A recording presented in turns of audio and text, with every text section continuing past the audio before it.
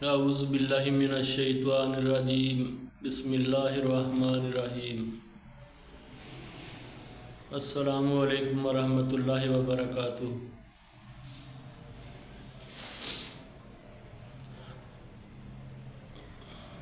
وہ ایک جاپان کا واقعہ ہے۔ وہاں ایک لڑکی مسلمان ہو گئی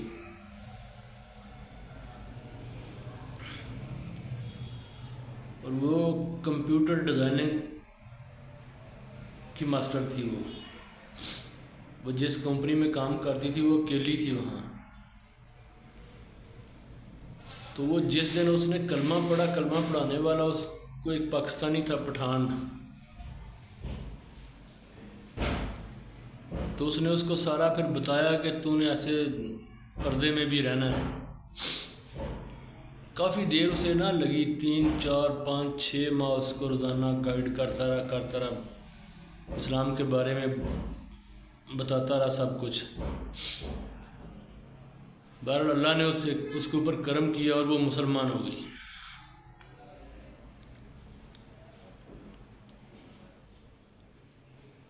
تو وہ کیا ہوا کہ جب وہ پہلے دن فیکٹری میں گئی نا، مسلمان ہو کے، کام تو وہاں کر رہی تھی وہ کافی دیر سے، تو جب ظہر کا ٹائم ہوا تو اس نے وہ تو نماز پڑھ لی بریک ٹائم میں۔ تو بہرحال فیکٹری والے اسے دیکھنے لگ گئے۔ پھر اس نے عصر کی نماز پڑھی، پھر مغرب کی پڑھی، پھر عشاء کی پڑھی، کیونکہ وہ ٹائم لگاتی تھی روزانہ 4 4 5 5 6 6 گھنٹے، تب اس کا کام کہیں جا ختم ہوتا تھا۔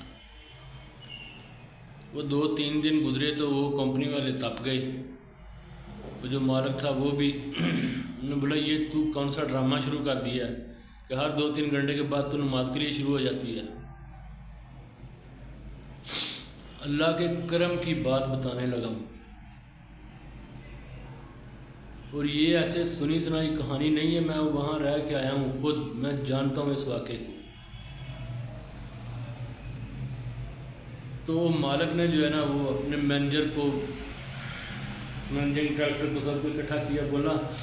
اس کو نکالو اور اس کی جگہ 2 بھرتی کرو بندے اسی کام کے لیے، یعنی یہ کہ ہمارے پاس سپیئر ہونا چاہیے، اگر کوئی گڑبڑ کرے نا تو ہمیں پھر مسئلہ نہ بنے۔ اور لڑکی نے بولا، اس نے بولا بھائی مجھے تو آپ لوگ جو مرضی کہو، میں نے نماز پڑھنی ہے، ہر حال میں نماز نہیں چھوڑنی، اسلام میں اس کا حکم ہے 5 ٹائم۔ اچھا، وہ قرآن میں اللہ کہتا ہے نا، ایک تدبیر تم کرتی ہو اور ایک میں کرتا ہوں، تمہاری ناکام ہو جاتی ہے اور کامیابی میری تدبیر کو ہی ملتی ہے۔ تو وہ بھی اس کو نکالنے کے چکر میں ہے، تو اللہ نے اس کے کام میں ایسی برکت ڈالنی شروع کی کہ وہ جو کام 6 گھنٹے 4 گھنٹے 5 گھنٹے قریباً 4 سے 6 گھنٹے تک روزانہ اسے اوور ٹائم کرنا پڑتا تھا، تو وہی کام جو ہے نا آہستہ آہستہ، یعنی کہ تھوڑے ٹائم میں زیادہ کام ہونا شروع ہو گیا۔ تو بھی وہ بڑے پریشان ہیں، کمپنی والے وہ ڈھونڈ رہے ہیں بندوں کو، لیکن ابھی انہیں مل نہیں رہے۔ اللہ ایسا چاہتا نہیں تھا نا، کیونکہ اللہ نے دیکھا کہ ایک میری بندی نے میرا کلمہ پڑھ لیا ہے، میرے اوپر ایمان لے آئی ہے، تو اللہ پھر ایسے بندوں کو اکیلا کہتا ہے، اللہ کہتا ہے میں نہیں چھوڑتا، جو میری طرف آتے ہیں نا میں ان کے لیے سارے راستے آسان کر دیتا ہوں۔ یعنی ایون مختصر بات کہ وہ جو کام وہ 5 6 گھنٹوں میں کرتی تھی، وہی اتنا کام جو ہے نا 8 گھنٹے کی ڈیوٹی کے اندر ختم ہونا شروع ہو گیا، کر لیتی تھی وہ۔ جب وہ مالک نے بھی دیکھا، مینیجر نے بھی، مینیجنگ ڈائریکٹر نے بھی، دوسروں نے بھی، سب نے دیکھا، انہوں نے بولا بھئی ہمیں کیا، پھر انہوں نے میٹنگ کی آپس میں، کہا کہ ہمیں کیا ضرورت پڑی ہے اس کو نکالنے کی، آگے ہم 5 6 گھنٹے اوور ٹائم دیتے تھے، بھی وہ پیسے بچ رہے ہیں،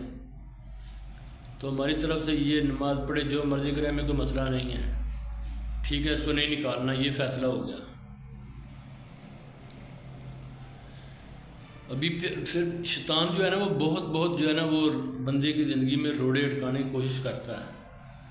اور اسے بہت جو ہے نا پریشان کیا گیا۔ اس کی دوستیں اس سے پوچھ رہی ہیں کہ یہ تو کس چکر میں پڑ گئی ہے، کیا تیرا پہلے اتنا اوور ٹائم لگتا تھا، تو ابھی تیری سیلری بھی کم ہو گئی ہے، تو نے یہ کون سا مذہب جوائن کر لیا ہے؟ تو اس نے بولا پاگل ہو تم لوگ، پہلے جب میں یہاں سے جاتی تھی نا رات کو 10-11 بجے تو جا کے شراب پینی، راستے میں کوئی مجھے لے گیا، جو مرضی ساری رات کیا، صبح ہوش ہی نہیں ہوتی تھی کوئی بھی، تو بار شاپ پہ جا رہی ہوں، بال کٹوا رہی ہوں، شراب پی رہی ہوں، پیسہ بچتا ہی نہیں تھا۔ تو انہوں نے بولا کہ یہ جو 5-6 ماہ کے اندر جو مجھے اللہ نے بچت دی ہے نا، مالی پوزیشن جو میری ابھی مستحکم ہو گئی ہے، یہ پہلے میں نے کبھی سوچا بھی نہیں تھا۔ تو ابھی کیا ہے، ابھی میں سیدھی یہاں سے شام کو گھر جاتی ہوں، جا کے شام کی نماز پڑھتی ہوں، پھر عشاء کی پڑھتی ہوں، اور ایسی زبردست نیند آتی ہے، تو صبح اذان کے ٹائم پہ پھر اٹھ جاتی ہوں، اٹھ کے صبح نماز پڑھ کے فریش ہو کے اس نے بولا زندگی تو میری ابھی شروع ہوئی ہے، زندگی میری تو ابھی شروع ہوئی ہے اصل میں صحیح معنوں میں۔ پہلے تو میں نے ایسے پتہ نہیں وہ گمراہی کیسی تھی جس میں نے اتنی عمر گزار دی۔ تو اس نے بولا کہ ابھی میرے والدین، میرے جاننے والے بہت سے رشتہ دار میرے خلاف ہیں، سخت شدید میری مخالفت ہو رہی ہے، لیکن دن بدن میرے اللہ نے میرے اوپر ایسے کرم کیے ہیں، ایسے انعامات کیے ہیں کہ میں ابھی اس دنیا میں اللہ سے بس یہی دعا کروں گی کہ یا اللہ میری موت ایمان کی حالت میں ہی آئے۔ تو پٹھان نے واپس آنا تھا، تو وہ جب آنے لگا تو اس نے لڑکی نے کہا بھی شادی کا یہاں کوئی مسئلہ بنے گا، تو اس نے بولا شادی کا مسئلہ بنانا، کافر سے شادی نہیں کرنا، یہ میرا نمبر ہے، میرے پاس آ جانا، میری 3 بہنیں ہیں، چوتھی تو ہے، دین نہیں چھوڑنا۔ تو کبھی کبھار ہماری اس سے ملاقات ہوتی تھی، اور وہ ایک پرفیکٹ مسلمان تھی، پرفیکٹ، جس کو صحیح جس طرح کا ایمان اللہ چاہتا ہے۔ حرام تو ویسے ہی وہاں وہ بڑے کافر ہیں نا، لیکن ان میں ایک بات ہے کہ وہ رشوت خوری نہیں ہے کوئی بھی۔ یہاں تو رشوت کو جو ہے نا کئی نام ان لوگوں نے دیے، جب دکان کے اوپر جاتے ہیں سودا لینے کے لیے، وہاں بولتے ہیں یہ گوشت جو ہے نا حلال کا ہے، اور حرام خور تیری جیب میں پیسہ ہی سارا حرام کا ہے، تو گوشت اگر وہ بکرے کا بھی ہو، مرغی کا بھی ہو، جس جانور مرضی حلال کا ہو، جب تیرے پیسے حرام کے ہیں تو وہ حلال تیرے لیے کیسے ہوگا؟